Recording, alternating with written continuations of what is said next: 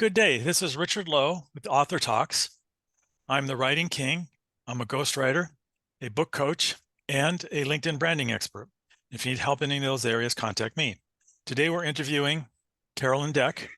And why don't you tell us a little bit about yourself, Carolyn? Oh, hi, Richard. Thank you very much. It's a privilege to be on. Thank you for having me.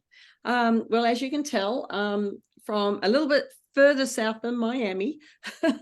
I'm from New Zealand. I grew up there as a child. In my later years, my teenage years, I was an exchange student to Kansas for a year. I went back to New Zealand, became a travel agent, got married, had 4 kids, moved to Australia, had another one. Um, Stayed there for about 15 years, and I've been 8 years in Chicago. But Very nice. That's a very quick rundown of your life. yeah, it's very quick. Now you've written some books, or at least one book. Why don't you tell us Yeah, about it? sure. So interestingly, how did that start? Well, it wasn't my idea. I was actually woken in the night. I was doing a transform series at our church. It was all about transforming our thinking to be generous. And it wasn't a bellowing voice, but I woke to hearing the suggestion I should write my story. And I wasn't like Mary. I didn't go, yes, here I am, pick me. I went, no, stupid idea. My sister's intelligent. She's a teacher. She's far more skilled than me. You got the wrong sister. And besides, who wants to read my story? So I very quickly heard back, well, actually, I know what I'm doing. I pick you, and actually not your story, my story, because history is his story. So anyway, so that's how it started. And I'm just amazed that really I speak now about really hashtag changing lives and choices matter. And so what I've realized through my own process of writing is that I want to awaken people to realizing that you have choices, even when choices have been made for you and are damaging. So I grew up in a traumatic, dysfunctional home. And then I moved to another home, and then I came to America, moved to another home, went back to New Zealand, had no home. And so I unpackaged this in my book, but I want to empower people to realize that even in those situations, we still are left with a choice. And it's how do we respond? We always have a choice, even if those choices have been made for us. And so I unpackage that in like a creative narrative, because I use my theme of travel, being a travel agent, moving out of dysfunctional families, and each chapter is a little story. And I advise as we go along, as if I'm your travel agent, what you need to know before you go, how to pack, what not to pack, the perils of travel, destinations you might find yourself, and heading home. That's very interesting. I can actually relate the choices to my own life. When I was very young, 6 or 7 or 8, something like that, I ran away from home. Oh, wow. And because of the house was that traumatic, it was a very dysfunctional family. Oh, dear. And I decided to come back home because I realized I was 12, I left my younger sister there, and I knew what my dad would do with her. So even though I was only 12, I decided to come back and protect her, and did several times. So I made the choice. I was going to run away and join the circus or something like that. I mean, I don't know what my plan was. And throughout life, sometimes there are hard choices. That was a hard choice. And Yes. sometimes there are other hard, and I'm glad I made it because my sister came out fine. And sometimes I've made really hard choices to stay with a wife who was chronically ill rather than leaving, even though I hated the marriage. Um, Mm. and leave jobs and start my new ghostwriting career and so forth. So life is a series of choices, even if that choice is to let somebody else make the choice, as you Yes, say. very true. Yeah, humility is a very difficult coat to wear, I feel, but it's a great teacher. Yes, could you explain that a little more? So sometimes I've learned the hard way that when I think I know and I push forward as if I know, I can come very unstuck. And being open to realizing, one, I don't know, two, I need help. Three, I need to refocus, and just maybe listening to somebody else will help me refocus. And then again, I come to this crossroad. I have a choice to make. Am I going to listen to advice? Am I going to refocus, or am I going to stay stuck? And through that process, it is humbling, because you're giving way to self. And actually, when you do that, from my experience and the stories I talk about, it is often a far better journey. Not easy, not always easy, to your point, but the outcomes usually are a lot better for everyone. I think it kind of depends on the person. I know people who are very extroverted and they devote their lives to other people. I'm not one of those. I'm an introvert, more or less. I'm not shy anymore. I broke shyness. I went through a whole process to get rid of shyness. Yes. But as far as, I'm still tend to be introverted. I like working from home. Ghostwriting is perfect, but for me. But life is a journey, It is. and for me, focusing on my business and myself first made me happier and made me better able to help other people. I chose ghostwriting specifically because I can help people using ghostwriting. They want to write a book to help themselves, so I help them do it. So I like to write, I like to help people, and it's an income. So, hey, I got the intersection of three good things, and it works off very well. I could have chosen, I was a computer guy before that. I worked at Trader Joe's and some other places and worked for companies. And the best move I ever made was leaving and starting my own business, even though it was rough at first, Sure. because I was jumping off a cliff blind. Really was. I had no idea about marketing or promoting or anything like that. Sure.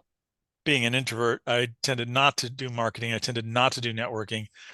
So when I left, I had no network, no marketing, no nothing. And I had learned it fast. Yeah. Well, our journeys are crossing over a lot like this. So yes, I wrote my book, but the next thing is, well, there's no point writing a book if no one's going to hear it. And I'm with selfpublishing.com, and Chandler Bolt, our CEO, says, you have words and you can leverage impact with your words, but you have to know Sam. And I'm like, who's Sam?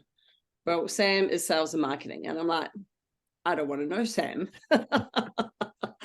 And I had a choice. It's like, well, my book lies dead on a bookshelf, covering dust. Or to your point, I know what I have is valuable to other people. So what I was alluding to before, it's not saying that we don't respect and look after self. Rick Warren is somebody I listen to every day, and he said it's not thinking of yourself less. Sorry, it's not thinking less of yourself. It's thinking of yourself less.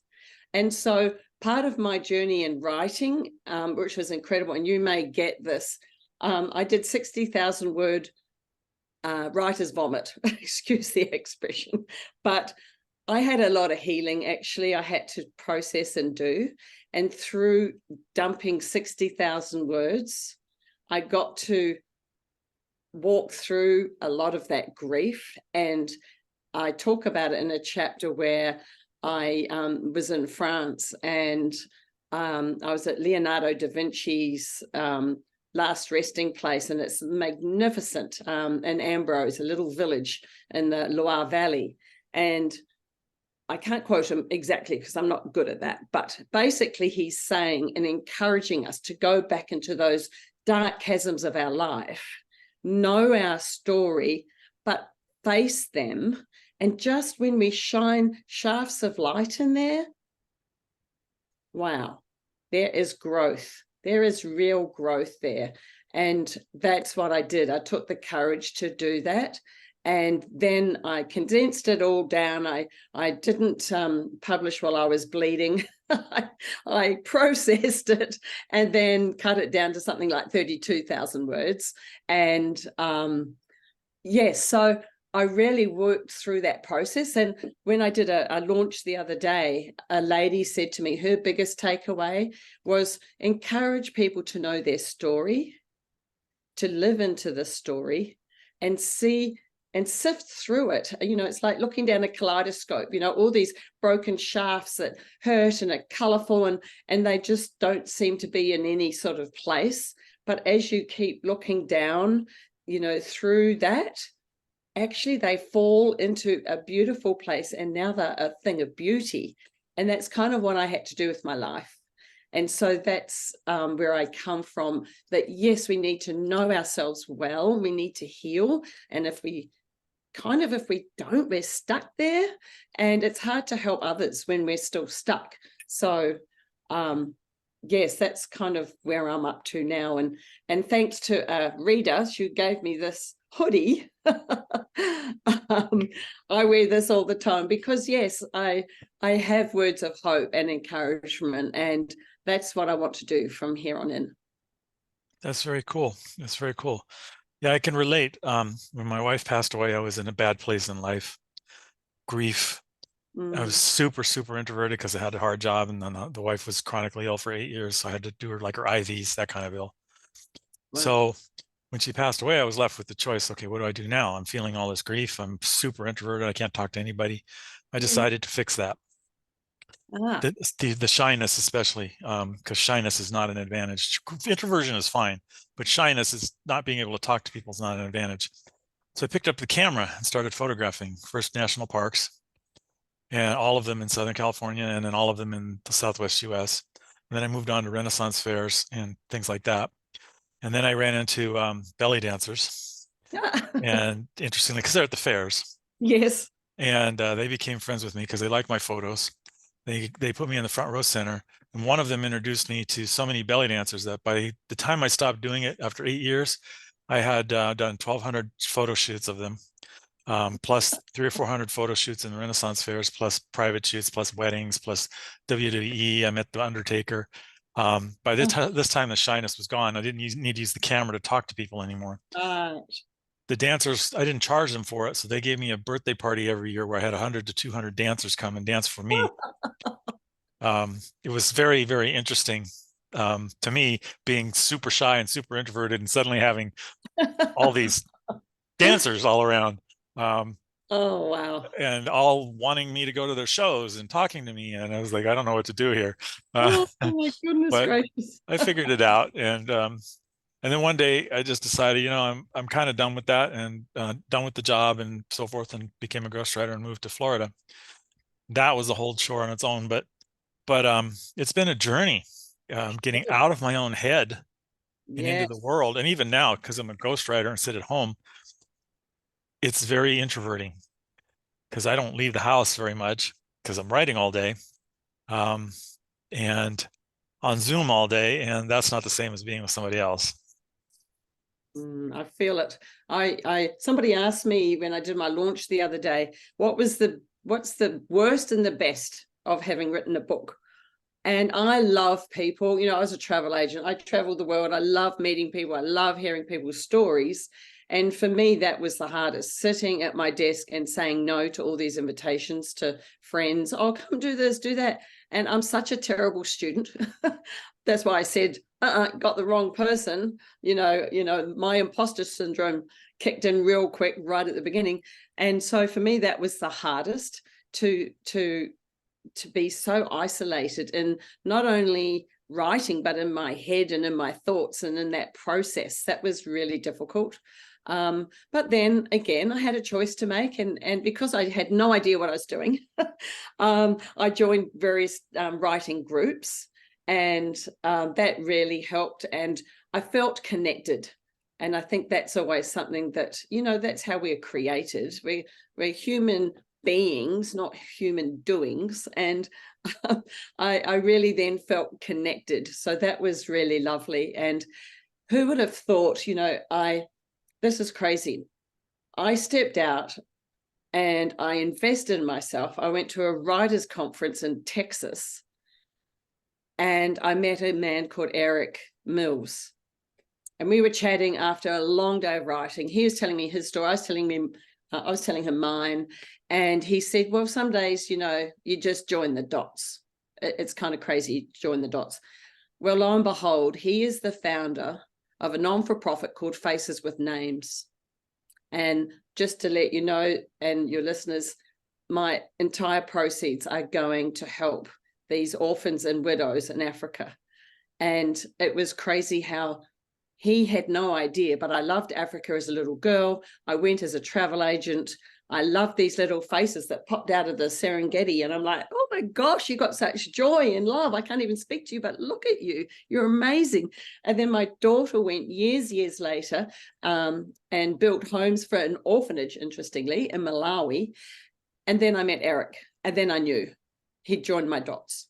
And wow, it's just something awesome. And I just traveled 3 days with the people that are on the ground, Pastor Daniel and Mama Erica.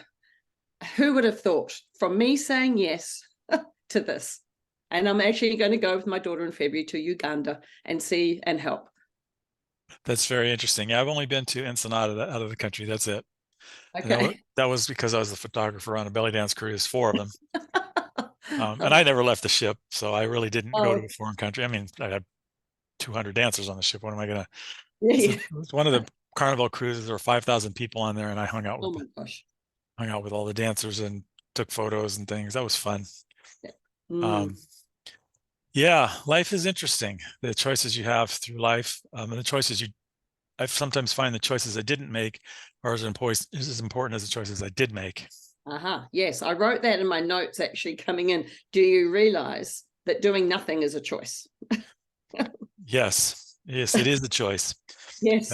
And that frequently leads to more problems than if you'd made a choice. Absolutely. Sometimes it seems so easy not to make a choice. I don't want to do that. Well, you just made a choice. You're not going to do that. And that's the thing that undermines me a lot is I decide not to make a choice. And then it comes back and I should have made the choice. Oh dear. Yes. Live and learn.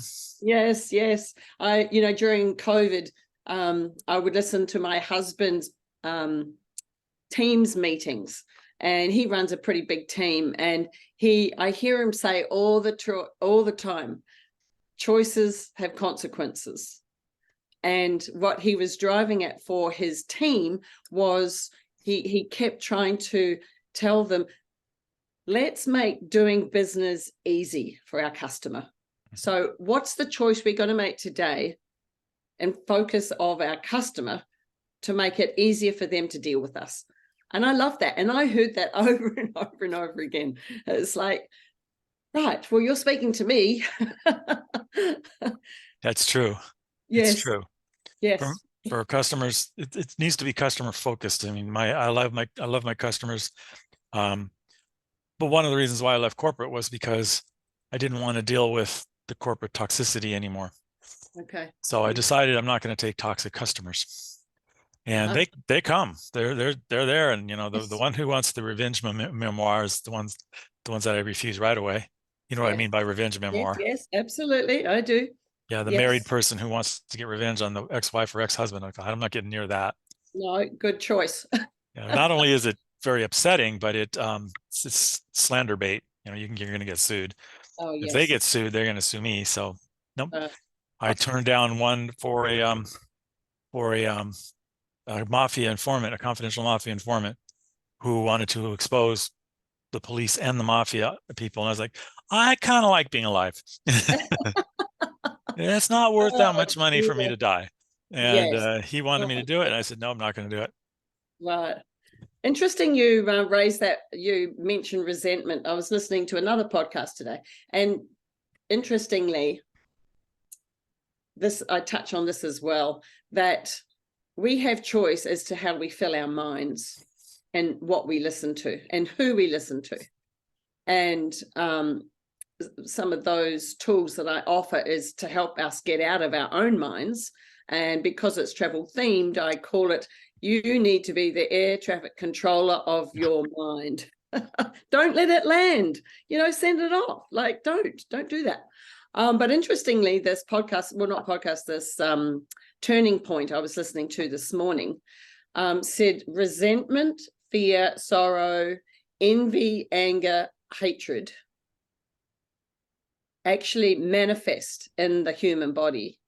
And it's scientifically proven that up to 80% of our illnesses stem from those emotions. Wow. Yeah. So let's choose, okay, yes, I feel sorrow, but like you did, you went, right, I accept that, but what am I going to choose to do to help myself get through this? I'm going to buy a camera. I'm going to become a photographer. I mean, how powerful is that? And then look where you are. Or you could have stayed in your sorrowful state for the next 8 years and you wouldn't be helping anybody. Right. We wouldn't be having this conversation. So yes, it's so powerful. And I don't know that the world today realizes how powerful, one, choices, and two, response to things whereby it's been out of their choice. You still have a choice of how you respond, and it's such a powerful thing. Well, you're right about the emotions. I put anxiety in my stomach and I put anger in my chest. Oh. So, and I know where I put them because I know when it builds up and I feel the pain in those areas, and it's just my emotions. There's nothing there. I've had them checked. It's, wow. Go Isn't to the doctor. fascinating? Yeah, and it's just, that's where I put the emotions. So now I try and put those emotions into the walls or into something else instead of me, and the walls don't care. Right. Unless they do, and then the place collapses on me, but Oh, that reminds me when my husband said, come on, we're going to Australia. We dragged 4 kids over there, 5 and under, and he gave me 3 weeks, but actually turned into 3 days. We were staying in a motel. I knew no one. It was stinking hot, and I'm not used to that heat. And yeah, the wall found out how frustrated I was. There was a hole this big, and he goes, what happened there? We need to talk about this. Yeah, I don't actually physically harm the walls. I just I did. I just I admit it. put my emotions there, and okay, Yeah. and Yeah. and it really is putting the emotions there. Yes. Yeah, it's not, and when I'm putting it into my body, I'm really putting it there, and I feel it. Yes. I And know the Japanese, they, I think, are not building, but planting more forests to help people get off the rat race, to walk through the forest and go in there and go, oh! yeah, after my wife passed away, I did something like 60 hikes in the Joshua Tree National Park alone, which is very hot and very dry and biggest national park in the US, and it's a lot of fun. And went on all of the secret tours, went with tour guide and stuff. Had a one hike where I fell down a shale cliff 200 feet and Oh my goodness. tried to grab a cactus and had cactus spines all over me. And they had to rescue me, hike me out. It was fun though, in hindsight. It was fun. And I have the scars to prove it. Mojave Preserve. I went to Death Valley once and stepped outside and the thermometer said 137. And I said, I'm a nut. Got back in the car and drove home. Good choice. Mountains, rivers, lakes, did all the hiking everywhere. I got about 400,000 pictures of hikes. I got 350,000 pictures of dancers and about 300,000 pictures of Renaissance Fair on my website. Have you thought of putting them in a book, or? I've actually had them published in books. Oh, you have? Oh, cool. Yeah. I need to see them. I love all things scenic. Yes. Yeah, they were privately published. It was a private book, Okay. But they're all on my website, Richard Lowe Jr., richardlowejr.com. Yes. All my photos are there. And I'd love to look. Yep. And I just generally put them all up there. And sometimes the dancers would call me and say, that photo's pretty ugly. Take it down. But I was taking so many photos, I didn't have time to edit them or anything. And I'd be interested in looking, because part of my journey, I took a lot of photos and I used them, like I think you're suggesting, to help with my healing process. Mhm. And I would look at things. And, one time I was in New Zealand visiting my mother, and that's where I actually learned the meaning of my name, which was quite profound. But I'd actually, the year before, there'd been this massive fire behind her house. and she said she'd been excavated, and I said, oh, evacuated, I think, mother. So anyway, I'd gone about 10 months later, a year later, I'm wandering up the path behind her home, and there's still the evidence of this mass fire. It was terrible, but interestingly, there were shoots of life. Yeah. There was a tree half burnt and the other half green. Yep. And I could hear the birds singing. And I thought, wow, sometimes we go through the fires of our life for good. It's actually a good thing, because it actually gets rid of all the rubbish that's sort of stopping us from growing. And I saw that as such a wonderful metaphor. Yep. Yep. Speaking of fires, when I was going to college, I lived in Lake Arrowhead, and I went to school in the valley, which was about a 30-mile commute, and went back and forth every day.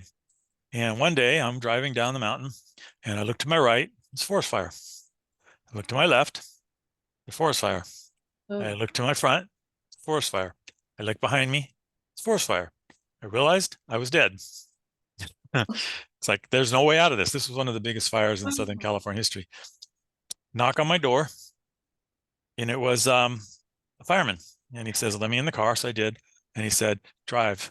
Got on his phone, his walkie-talkie, whatever it was, this big thing this is back in the 70s, the big Yes. squawk box.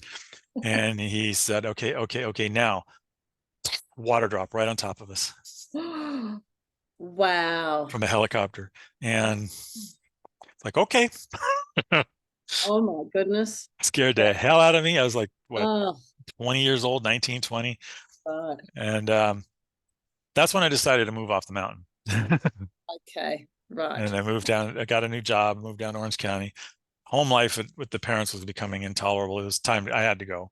Yes. It was either leave or kill my dad, or my dad kill me. One of the, we were going to have something really bad happen. Right. I mean, Right. literally for real. So it's like, okay, I need to move, and then fires and stuff. It's time to go. Got a job as the VP of a startup. Straight dropped out of college. My mom hated me. Dropped me out of college, and was there for 6 years. And became a VP of another startup, and then became the IT director at Trader Joe's.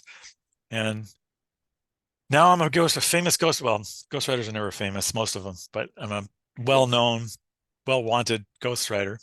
Wow. And I've written 60 books and 48 ghostwritten books. So that's over 100 books. Mm. And all that from somebody my dad said was going to be a failure. Yes. See? Yes. Choice. You don't listen to that. I did I for a call that, while. yeah, you call that, I talk about that as being, that was my fuel to go. Mhm. Yes, that fueled me up. My son, we've got 5 children, and he was at boarding school in Australia when we chose to move to America. He was about 16. Anyway, he decided that he wanted to be a pilot, and I don't know which teacher it was. And yeah, I have bad thoughts of that person right now, but I want to go back and go, nah, because he shared his dream that he wanted to be a pilot. And this teacher said, yeah, well, Deck, who do you think you are? You're never going to be a pilot. Well, actually, he signed with AA, American Airlines. Right now, he's a flight instructor. He's also a hired private pilot. So if he gets chartered with the plane, and it's just like, yeah, in his head, he goes, right, I am going to prove you wrong. That is my fuel to go. And you watch this space. So crazy. My college teacher told me that I was never going to be a writer. He said, you're a terrible writer and you have no hope. Go do something else. And here Wow. I've written over 100 books, and a couple of them were almost bestsellers on the New York, on 40,000 copies. They were close. Wow. Ghostwritten books, so I can't share the titles, but still, it's I know that I did it. Yes. Be careful who we listen to.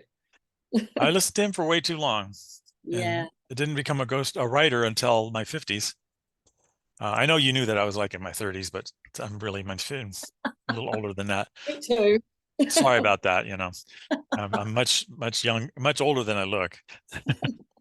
Uh, Um, well, we've been going for about 30 minutes. Is there anything you'd want to say to your audience here at the conclusion?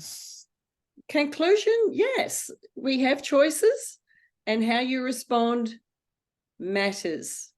So make the choice today. Don't put it off.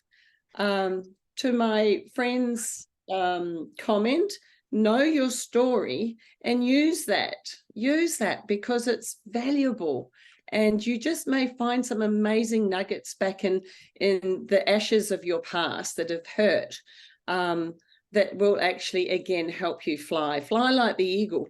The eagle is the only bird that actually flies into a storm. Every other bird flies away. It flies into the storm, sticks its wings out, and it uses the craziness and the whatever you call those, the wind shifts, to actually rise above. And that's Interesting. the name of my book. Good segue. Anyway, my book is Above the Turbulence, Your Ticket Out of Pain to Purpose. So Nice. I have many tools in here, having traveled the world a lot, having many changes in my life. I can give very solid inspiration and encouragement and tools on how to do that. So I hope they'll have a book, and know too that when you choose to buy my book, the proceeds, I'll just grab it here, are going to my non-for-profit Faces with Names, and that makes a difference. So changing lives, start with yours. And how will people get hold of you? Okay, you can find me on Instagram, lowercase Carolyn.Deck. I'm on Facebook, and you could email me cdeck0607@icloud.com. Very good. Very good. Did you know the buffalo is another animal, one of the very few that actually goes towards storms instead of away? I did not know that. Yeah, found that out recently. Right. Anyway, I'm Richard Lowe, the Writing King. Thank you for coming to this podcast. I'm a book coach, a ghostwriter, and a LinkedIn branding expert. And we'll be signing off now. Thank you. Oops.